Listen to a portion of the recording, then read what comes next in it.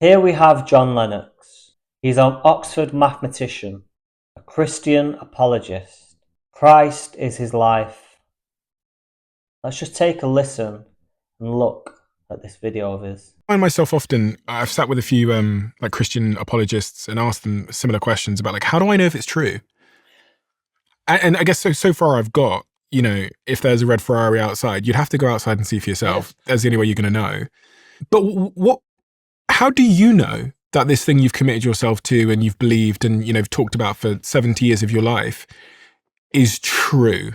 And could it be the case that it's not true? Okay, let's handle that. That's a hugely important question. I have two approaches to this, which I call, roughly speaking, objective and subjective.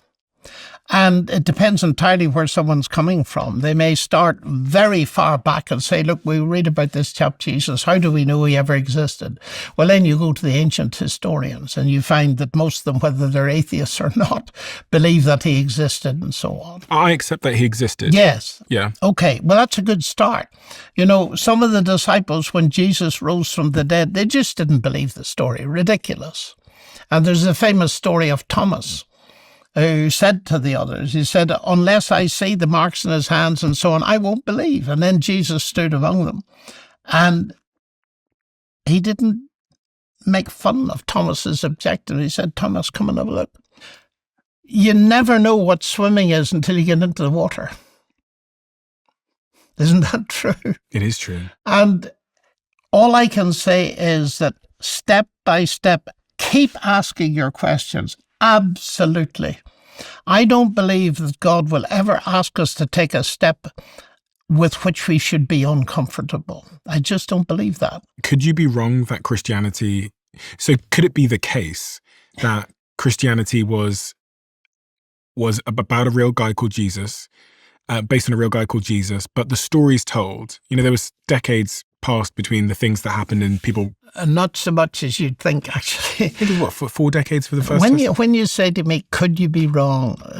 My academic mind says theoretically yes, but practically no.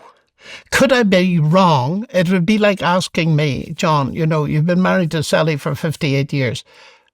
Could you be wrong that she loves you? Well, theoretically, yes. But actually, the evidence all points in the other direction. And that's what I would say that I have built up in my life. And I'd love you to ask me that question when you've read that autobiography. Why would you think it would reform? Because I think what I relate there is enough evidence for someone outside who's skeptical to say there may well be something in that. But in the end, you won't know until you step into the water. And then you find that Christ is there to catch you. And what did you find in the water when you stepped into the water? Well, I was very young. You see, my parents taught me quite clearly that I wasn't born a Christian. You become a Christian by trusting Christ. That's to have somebody born or made a Christian by some ceremony is absurd to my mind. And so, in my simple way, I responded as a child. I didn't have any great feelings or anything else. But what happened to me as I grew, and especially as I went to university in Cambridge, and I decided, look, I really believe this stuff is true. I'm going to stand for it. And it was when I began to stand and share with others that a great deal of the underpinning came in and the certainty came. Cumulatively, not all a big... I've never had these big flashes of anything, but I have had several experiences of what I can only put down to direct divine guidance, and I record them in the book.